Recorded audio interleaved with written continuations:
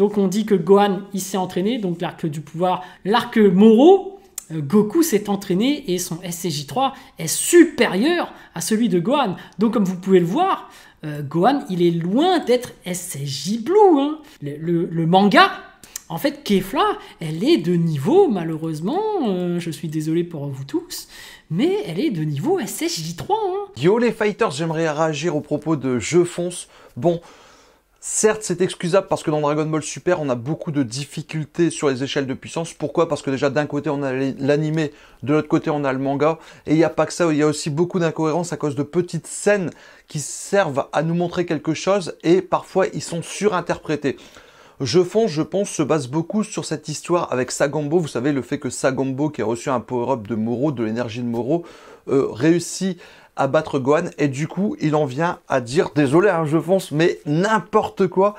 Bon, déjà, il parle de Kefla. Kefla, il faut savoir que c'est la fusion de Kale et de Caulifla. Moi, je vais juste vous parler de Kale ici dans cette vidéo, parce que là, c'est anecdotique. Je pense qu'il admettra assez vite s'être trompé, puisque que ce soit dans l'animé, où on a carrément Kale, je vous parle juste de Kale, hein, pas de Kefla, qui nous fait une scène en une sorte de SSJ légendaire à la Broly. En fait, ils nous ont refait une scène repompée du film 93 Broly avec Kale. C'est-à-dire qu'on a un Goku SSJ Blue, les poteaux qui tirent un Kamehameha, et on a une Kale qui l'attrape par la tignasse. Donc ça, c'est pour l'animé, mais ici, on va surtout se concentrer sur le manga, puisqu'il est question ici du manga. Eh bien, tout simplement, dans le manga, Kale, je pense, n'a rien à prouver à personne. Pourquoi ? Déjà, on a une Kale qui démolit, et je dis bien le mot démolit, Golden Frieza. Ça signifie déjà que si elle voulait montrer qu'elle avait un niveau blue, ben, démolir un Golden Frieza, on ne peut pas faire mieux. Ensuite, c'est la combattante qui élimine justement le plus de combattants dans ce tournoi du pouvoir, et ça c'est ouf, et même une scène qu'on aurait pu peut-être tous oublier, mais il ne faut pas oublier les poteaux justement, que quand Kale fonce sur Vegeta et Toppo, paf, elle les balance, ils sont en ring out, les poteaux, ils sont en train de sortir du ring, on a un Vegeta qui se rattrape avec une sorte de coup à la Begito, je sais pas si vous vous souvenez de ça, là, je vais la mettre derrière, pas de souci, et Toppo qui se fait sauver par un de ses camarades, donc en fait Kale aurait pu potentiellement éliminer Vegeta Blue et Toppo. Donc franchement Kale, que ce soit dans le manga ou dans l'animé, elle n'a rien à prouver. Alors ici on parle de Kefla, donc franchement, parler de Kefla qui est la fusion d'une Blue avec au moins une SSJ2 à minima, voire même presque une SSJ3 en ce qui concerne Caulifla, mais restons sur ça, une SSJ Blue qui fusionne avec quelqu'un, grâce au Potala, eh bien c'est très simple, c'est à minima d'un niveau SSJ Blue, donc là franchement je pense, faut que tu présentes tes excuses, non je rigole, mais tout ça pour vous dire, le pire c'est que je comprends parce que les échelles de puissance, et je vais en parler en fin de vidéo, c'est compliqué dans Dragon Ball Super. Maintenant parlons de Gohan, Gohan Ultimate, lorsque Gohan arrive au tournoi du pouvoir, et c'est ça qui est compliqué aussi les poteaux, parce que là on parle du manga, hein. Moi et je pense on parlait bien du manga, c'est vrai que si on se réfère à l'animé, on n'a pas forcément vu la puissance de Gohan, même si il a quand même montré des choses, on sent quand même qu'il a dépassé le stade d'Ultimate. Mais dans le manga, par contre, c'est fou, en fait, on oublie les bonnes performances de Gohan dans le manga. Et c'est pour ça que quand on parle du film Dragon Ball Super Super Hero, que les gens sont scandalisés par la transformation de Gohan, en fait, je pense que c'est des gens qui n'ont soit jamais lu le manga, et dans ce cas-là, je les comprends, il n'y a pas de souci, si tu as vu que l'animé, et ensuite tu vois Gohan dans le film, tu te dis, oui, c'est bizarre. Par contre, si tu as lu le manga, et que tu t'es concentré, parce que j'avoue que même moi qui ai lu le manga, si t'es pas super concentré, tu ne vois pas tout ce que Gohan fait dans ce tournoi du pouvoir. Parce que, en fait, dans ce tournoi du pouvoir, on a un Gohan, c'est simple, qui est flamboyant, tout simplement. Déjà, il se bat hyper bien. Ça, c'est juste une chose comme ça. Il élimine pas mal de combattants. Il se bat seul contre le trio du danger. Je sais pas, le trio Dangers, là, je sais pas si vous vous souvenez. Les trois loups, là, si vous préférez. Il se bat seul contre eux. Il élimine plusieurs combattants.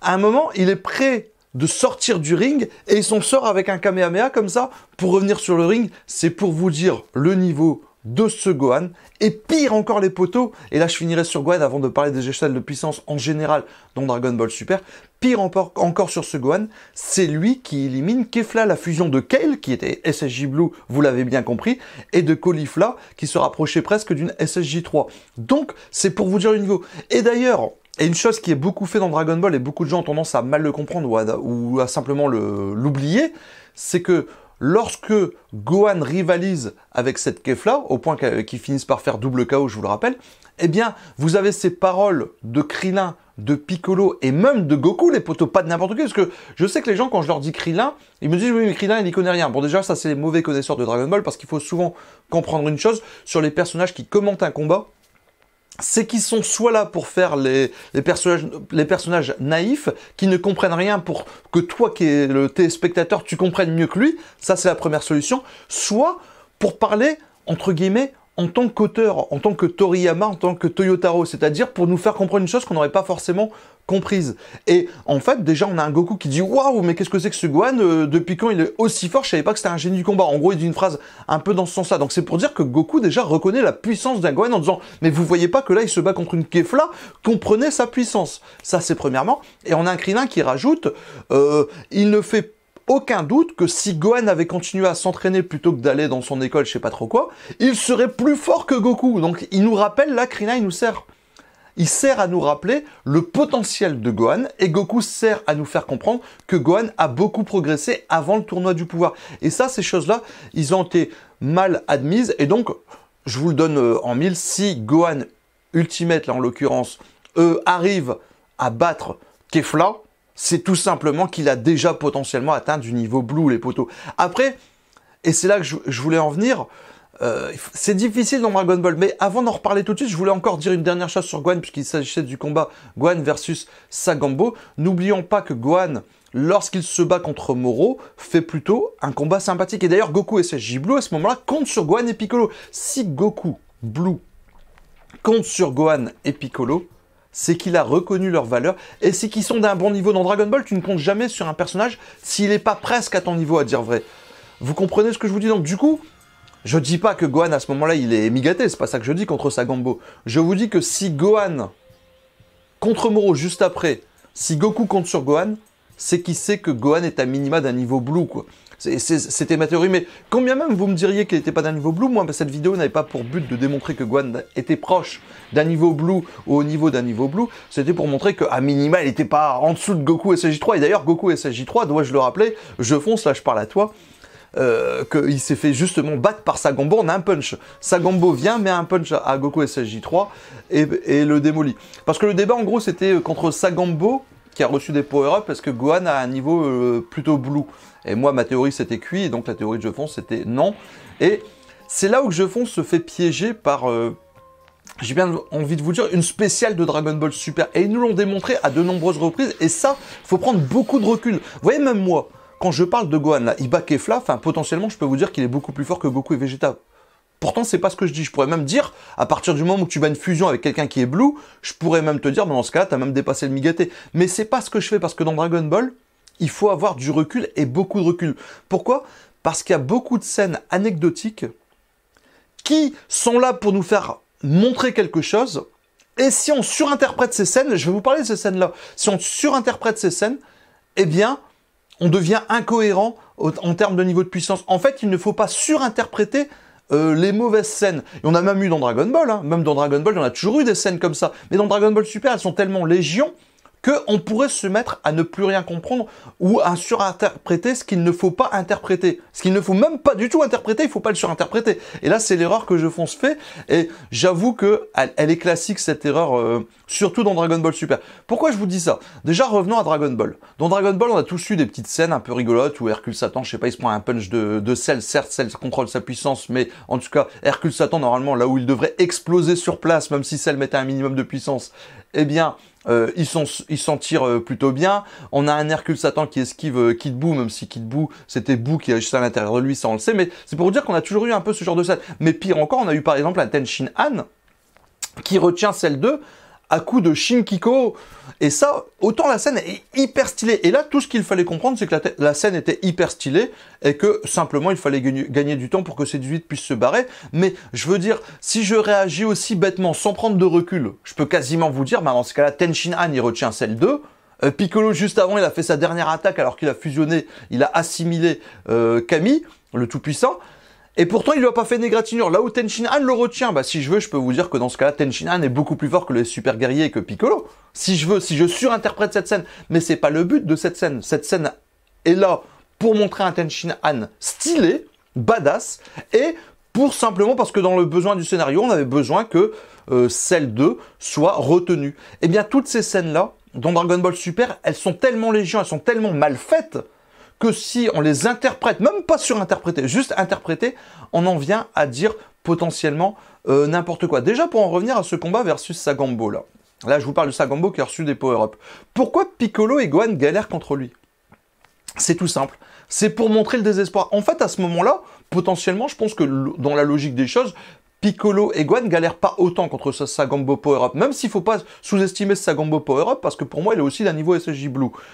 Mais, bon, déjà, vous me direz, dans Dragon Ball Super, être à un niveau SSJ Blue, c'est gratuit. Vous voyez, même du Sagambo, je vous dis qu'il est d'un niveau SSJ Blue. Ça, c'est premièrement. Mais deuxièmement, vraiment, cette scène n'a pour but que de montrer que c'est la galère et qu'il faut un héros pour nous sauver. Et d'ailleurs, si Sagambo était si faible que ça, Goku n'arriverait pas en Migate pour le battre. Je veux dire par là, à un moment, pourquoi Goku se mettrait en Migate pour le battre si le Blue, ça suffit? Alors, bien sûr qu'ensuite, il redescend en Blue, mais là, je pourrais vous expliquer que potentiellement, il a affaibli son adversaire. Tout ça. Mais c'est pas de ça que je vais vous dire.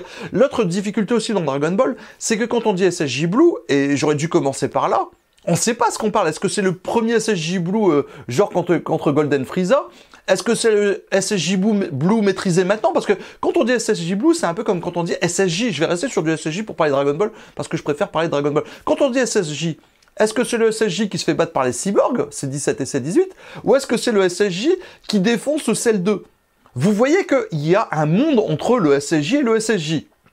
Vous m'avez tout suivi. C'est pareil pour le Blue, donc vous voyez que quand je dis que Sagambo est SSJ Blue, en fait, potentiellement, je dis rien, je dis simplement qu'il est peut-être d'un niveau appelle le tout début de Golden Frieza, le tout début. Sauf que Golden Frieza, entre-temps, a progressé, et bien entendu, Goku et Vegeta ont progressé 1000 fois plus. Mais donc, tout ça pour vous dire que Goku arrive en Migate et blablabla.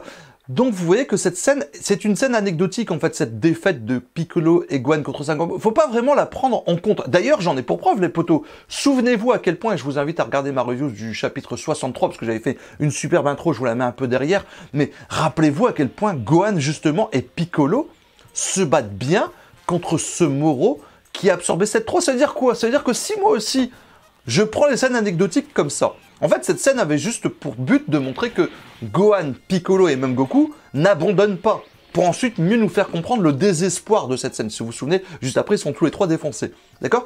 Mais le but de cette scène, c'est de montrer qu'ils n'abandonnent pas, pour ensuite les faire défoncer et qu'on soit tous choqués. Mais si je réagis bêtement, moi aussi, que je ne prends aucun recul, je pourrais vous dire, bah, du coup, Vegeta s'est fait défoncer en un coup, en un seul coup, hein, par ce Moro 7-3. Là où Piccolo et Gohan se prennent des coups par ce Moro 7-3, et mieux encore, rivalisent, lui mettent des coups, certes des coups qui ne portent pas, mais Gohan arrive quand même, avec son sorte de beignet intergalactique, d'ailleurs stylé cette attaque, à le bloquer quelques secondes. Alors certes, il n'essaye pas vraiment de se débloquer pour mieux défoncer Goku, mais c'est pour vous dire que si je prends cette scène, je pourrais estimer que donc Gohan Ultimate est plus fort que Vegeta, ce qui n'est pas le cas. En fait, ce que je veux dire dans Dragon Ball, vraiment, hein, j'insiste, hein, et je sais que je me répète, c'est il ne faut pas prendre des scènes anecdotiques comme des scènes valables. Et deuxièmement, même quand un guerrier brille, quand c'est son moment de briller, il ne faut pas surinterpréter cette scène. Ce que je veux dire par là, c'est que même moi, vous voyez, je parlais de Kale en début de vidéo, blablabla, je vous ai dit qu'elle a failli sortir Vegeta Topo, qu'elle a défoncé Golden Frieza et tout. Cette scène-là, moi, je la prends comme une scène où ça doit nous montrer que Kale est très puissante. C'est pour ça que je la place SSJ Blue. Mais si je me fie simplement à ce que je vois et que j'analyse pas, je pourrais vous dire, elle est plus forte que eux. C'est pas ce que je dis, les potos. C'est pas ce que je dis, c'est-à-dire que moi, je ne surinterprète pas. J'ai bien compris qu'à ce moment-là, ils veulent faire briller Kale, d'accord ? Et donc, elle fait des choses qui, pour moi, sont peut-être un peu au-dessus de son niveau. C'est pour ça que je ne surinterprète pas. Même Kefla, pour moi, je la place aussi niveau Blue. Parce que c'est vrai que si tu dis Blue plus SSJ quasiment 3, tu devrais avoir un stade beaucoup plus fort que Goku ou Vegeta. Ça, c'est sûr. Dans la logique, c'est beaucoup plus fort que Goku et Vegeta. Sauf que je ne surinterprète pas. Je sais que dans Dragon Ball Super, ils ont un peu de mal avec la logique. Et je considère donc Kefla comme seulement SSJ Blue. Potentiellement, elle aurait pu donc être battue par Goku ou Vegeta. Il n'y a pas de souci là-dessus. Pourtant, c'est pas logique, mais je sais que c'est ce qu'il faut comprendre. En fait, dans Dragon Ball Super, il y a une différence entre ce qu'on doit comprendre et ce qu'on nous montre.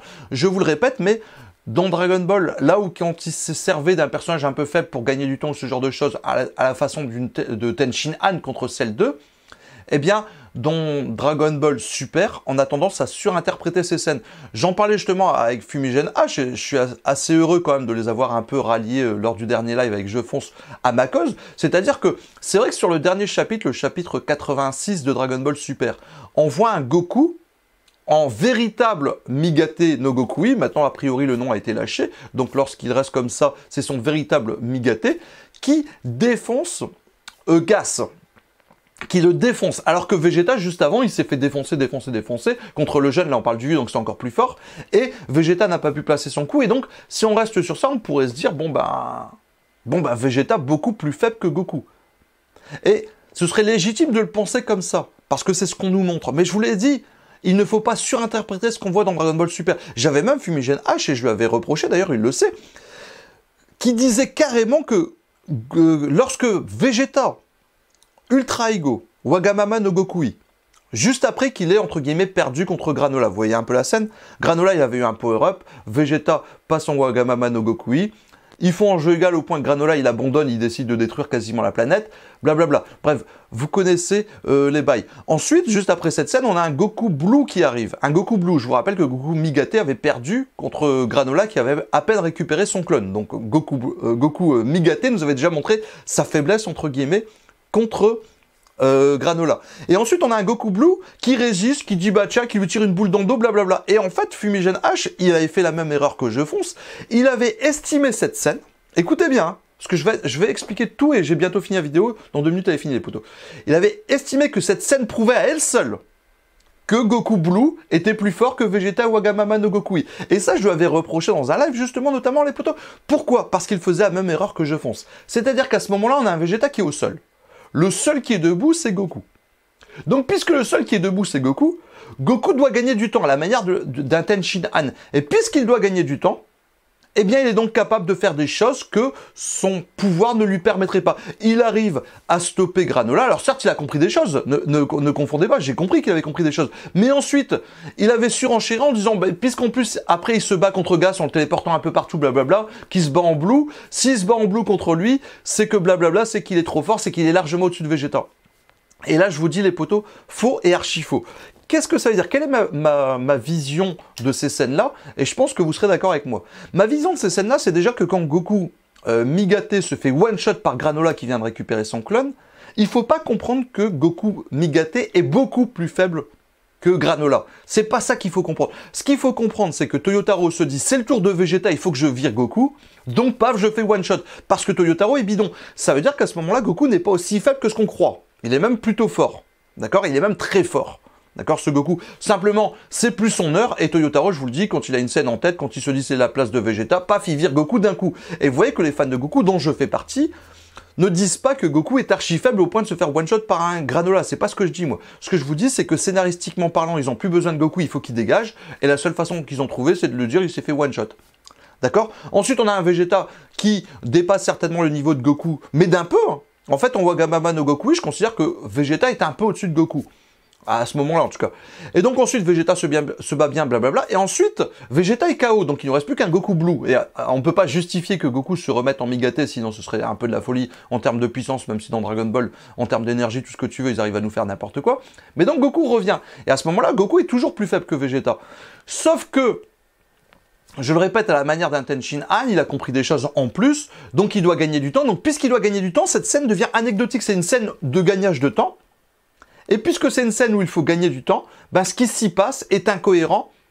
Mais il ne faut pas la prendre en compte, il ne faut pas la surinterpréter, lui donner une valeur trop grande, alors que c'est simplement Goku gagne du temps. C'est ce qu'il faut comprendre, c'est pas Goku est plus fort que Vegeta. D'accord? Et pareil pour la scène finale, et là je me suis un peu écarté du sujet, mais c'est pour vous dire que c'est légion ce genre de scène dans Dragon Ball. Quand ensuite Vegeta, Wagamama no Gokui, se bat pas si bien que ça contre Gas, c'est pas ça qu'il faut comprendre. C'est Vegeta gagne du temps et il ne peut pas gagner parce que le scénario ne veut pas qu'il gagne. Parce que je vous rappelle qu'à deux, Goku Migate et Vegeta, ils se sont limite moins bien battus que Vegeta tout seul. Donc vous voyez qu'on ne peut pas te dire à deux ils font rien, Vegeta tout seul fait rien, donc non. Ce que je veux vous dire par là, c'est qu'à la fin, bien entendu, à la fin, quand Goku a son véritable Migate no Gokui, certainement qu'il est un peu plus fort que Vegeta, mais là pareil, je sais qu'au vu des scènes, vous allez me dire, mais non, Boot, c'est de la folie, mais ces scènes dans Dragon Ball Super sont devenues anecdotiques, c'est-à-dire que, en fait, quelqu'un qui est passé devant, on va te le surmontrer sa puissance, parce que tu dois comprendre qu'il est devenu plus fort, et que si on ne fait pas ça, tu vas peut-être pas le comprendre. Mais franchement, c'est parce qu'en fait, Dragon Ball Super nous prennent déjà de 1 pour des idiots, ça c'est le premièrement. Deuxièmement, au niveau de la cohérence, déjà, ils sont pas très bons. Et troisièmement, il leur manque un peu ce petit personnage qu'on avait toujours dans Dragon Ball, qui est là, et qui nous explique ce qu'on doit comprendre. C'est-à-dire qu'il vous dit, ah d'accord, Goku est passé un petit peu au-dessus de Vegeta, blablabla. Ça, on l'a plus. Donc, à l'époque, on l'avait, c'est-à-dire qu'on avait même un Vegeta qui fait, par exemple, quand Goku sort de la salle de l'esprit du temps, on a un Vegeta qui fait « Ah oui, non, il est devenu trop fort, il m'a surpassé. » Vegeta l'admet, donc c'est tout, tu as compris que Goku était devenu trop fort. Alors que si on n'avait pas eu ce personnage qui est là, on voit Goku qui déploie son énergie, on pourrait se dire « Bon, bah c'est tout, il est sorti de la salle de l'esprit du temps, et certainement d'un niveau Cell 2, ce qu'il ne fallait pas comprendre, il est bien au-dessus. » Enfin, vous me direz Vegeta aussi, mais voilà. Vous comprenez en fait la difficulté de Dragon Ball Super, et c'est un peu ce que je reproche à Dragon Ball Super, mais après, le grand défaut de Dragon Ball Super, c'est quoi? C'est que déjà, il y a un animé et un manga. Que l'animé, pour la première fois de l'existence de Dragon Ball, a été fait avant le manga. Du coup, ils n'ont pas suivi les mêmes chemins. Du coup, là où dans le manga, Gohan brille plutôt bien, et je vous invite vraiment à relire le tournoi du pouvoir, et vous verrez que Gohan survole ce tournoi, parce que vraiment, il est en mode charismatique. Gohan, il est de tous les combats, il élimine des combattants, il est par-ci par-là, il se bat contre le trio du danger, il montre sa puissance à 3 contre 1, alors que je vous rappelle que dans l'animé, même s'ils font pas comparer animé et manga, bah, ils avaient eu besoin d'aller à 2 pour les battre, Goku et Vegeta. Donc là, Gohan se bat tout seul, et il a l'air de bien maîtriser, il les vire et tout, il aurait certainement pu les battre. Donc voilà, et à partir de là, le truc, c'est que beaucoup de gens n'ont pas capté que Gohan, en tout cas dans le manga, a vraiment bien brillé. Je pense que ça vient aussi du fait que la première scène, là, où on voit dans le film La Résurrection de F, Gohan perdre contre Frieza, on est tellement choqué qu'on se dit que Gohan a bien baissé. Mais voilà, les potos, moi, la conclusion de cette vidéo, c'est qu'il ne faut pas surinterpréter certaines scènes, d'accord? Et moi, vous voyez que c'est pas ce que je fais. C'est-à-dire que j'ai une lecture, il faut prendre du recul, se dire, oula, cette scène-là, on voit Gohan se faire défoncer par Sagambo qui est un power-up, mais juste après, on le voit se combattre Moro qui a assimilé 7-3. Donc à un moment, on se fout de nous, quoi. Soit il est vraiment faible, soit il est vraiment fort, mais vous voyez qu'il faut trouver un juste milieu et ne pas surinterpréter certaines scènes. Là, j'ai beaucoup parlé de Gohan, et justement, je vais faire une vidéo, là, la prochaine vidéo que je sortirai, ça sera certainement pourquoi on déteste autant Gohan, et vous allez voir que moi je fais pas partie de ces gens qui détestent Gohan, bien au contraire, je kiffe Gohan, je surkiffe Gohan, mais c'est pas pour autant que je me laisse aller à mes sentiments quand je parle de Gohan. C'est-à-dire que si Gohan était faible, je le dirais. Or Gohan a le plus haut potentiel de Dragon Ball, à part peut-être Broly. Et je vais parler un peu de ça avec vous, les potos, dans ma prochaine vidéo, en vous expliquant les raisons qui nous poussent à détester Gohan. Quand je dis qui nous poussent, pas moi, mais qui expliquent pourquoi certaines personnes, je pense, ont une mauvaise vision de Gohan. Et je crois que la raison principale, la raison numéro 1 peut-être vraiment numéro 1, c'est une méconnaissance de la puissance de Gohan. Pourquoi je vous dis ça? Justement à cause de ce problème manga-animé. Certaines personnes n'ont jamais lu le manga, et c'est vrai que si on se réfère que à l'animé, eh bien Gohan, on le voit pas si fort que ça, alors que dans le manga, on le voit beaucoup plus fort. Il y a vraiment une différence de niveau entre Gohan manga et Gohan animé, et donc si on n'a pas vu les deux, eh bien ça peut être compliqué. Voilà les fighters, cette vidéo a assez duré, moi je vous quitte sur ça, et je vous dis à bientôt les fighters. Tchuss!